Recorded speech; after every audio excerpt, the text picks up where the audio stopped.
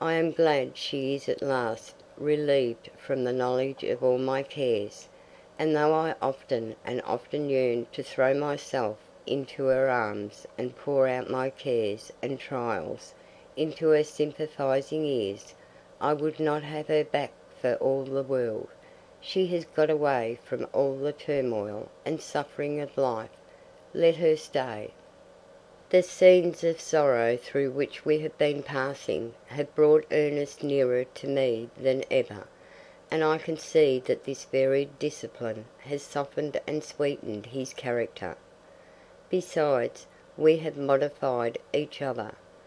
Ernest is more demonstrative, more attentive to those little things that make the happiness of married life, and I am less childish, less vehement. I wish I could say less selfish, but here I seem to have come to a standstill.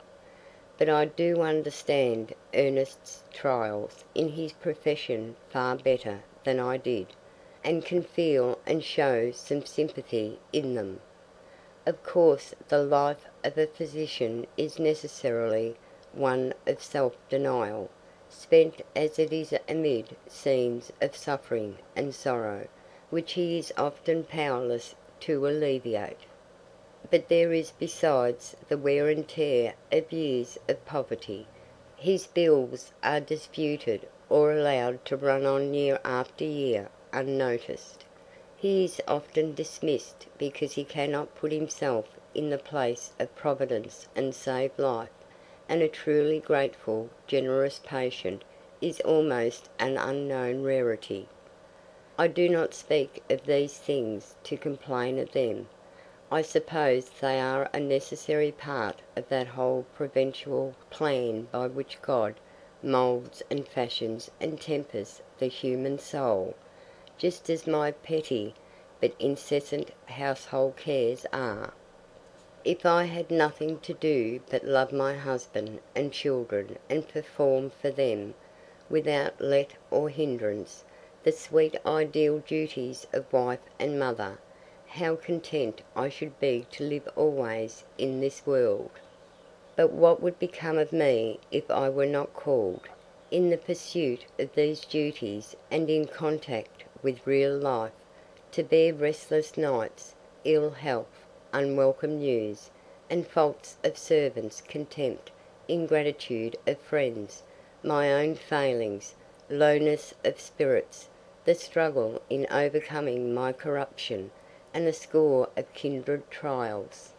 Bishop Wilson charges us to bear all these things as unto God, and with the greatest privacy. How seldom have I met them save as lions in my way, that I would avoid if I could, and how I have tormented my friends by tedious complaints about them. Yet when compared with the great tragedies of suffering I have both witnessed and suffered, how petty they seem. Our household, bereft of mothers and James' bright presence, now numbers just as many members as it did before they left us. Another angel has flown into it, though not on wings, and I have 4 darling children, the baby, who can hardly be called a baby now, being nearly 2 years old. My hands and my heart are full, but 2 of the children go to school, and that certainly makes my day's work easier. The little things are happier for having regular employment, and we are so glad to meet each other again after the brief separation. I try to be at home when it is time to expect them, for I love to hear their eager voices ask, in chorus, the moment the door opens, "Is Mamma at home?" Helen has taken Daisy to sleep with her, which after so many years of ups and downs at night, now with restless babies, now to answer the bell when Ernest is out, is a great relief to me. Poor Helen! She has never recovered her cheerfulness since James's death. It has crushed her energies and left her very sorrowful. This is partly owing to a soft and tender nature, easily borne down and overwhelmed, partly to what seems an almost constitutional inability to find rest in God's will. She assents to all we say to her about submission, in a sweet, gentle way, and then comes the invariable mournful wail, "But it was so unexpected. It came so suddenly." But I love the little thing, and her affection for us all is one of our greatest comforts. Martha is greatly absorbed in her own household, its cares and its pleasures.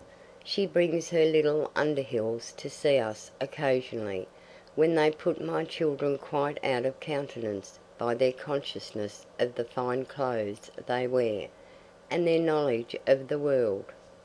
Even I find it hard not to feel abashed in the presence of so much of the sort of wisdom in which I am lacking. As to Lucy, she is exactly in her sphere. The calm dignity with which she reigns in her husband's house, and the moderation and self-control with which she guides his children, are really instructive. She has a baby of her own, and though it acts just like other babies and kicks, scratches, pulls, and cries when it is washed and dressed, she goes through that process with a serenity and deliberation that I envy with all my might. Her predecessor in the nursery was all nerve and brain, and has left 4 children made of the same material behind her. But their wild spirits on one day, and their depression and languor on the next, have no visible effect upon her. Her influence is always quieting. She tones down their vehemence with her own calm decision and practical good sense. It is amusing to see her seated among those 4 little furries, who love each other in such a distracted way that somebody's feelings are always getting hurt, and somebody always crying. By a sort of magnetic influence she heals these wounds immediately, and finds some prosaic occupation as an antidote to these poetical moods. I confess that I am instructed and reproved whenever I go to see her, and wish I were more like her. But there is no use in trying to engraft an opposite nature on one's own. What I am, that I must be, except as God changes me into his own image, and everything brings me back to that, as my supreme desire. I see more and more that I must be myself what I want my children to be, and that I cannot make myself over even for their sakes. This must be his work, and I wonder that it goes on so slowly, that all the disappointments, sorrows, sicknesses I have passed through, have left me still selfish, still full of imperfections. March 5, 1852. This is the 6th anniversary of James's death. Thinking it all over after I went to bed last night, his sickness, his death, and the weary months that followed for mother, I could not get to sleep till long past midnight. Then Una woke, crying with the earache, and I was up till nearly daybreak with her. Poor child! I got up jaded and depressed, almost ready to faint under the burden of life, and dreading to meet Helen, who is doubly sad on these anniversaries. She came down to breakfast dressed as usual in deep mourning, and looking as spiritless as I felt. The prattle of the children relieved the sombre silence maintained by the rest of us, each of whom acted depressingly on the others. How things do flash into one's mind! These words suddenly came to mine, as we sat so gloomily at the table God had spread for us, and which he had enlivened by the 4 young faces around it. Why should the children of a king go mourning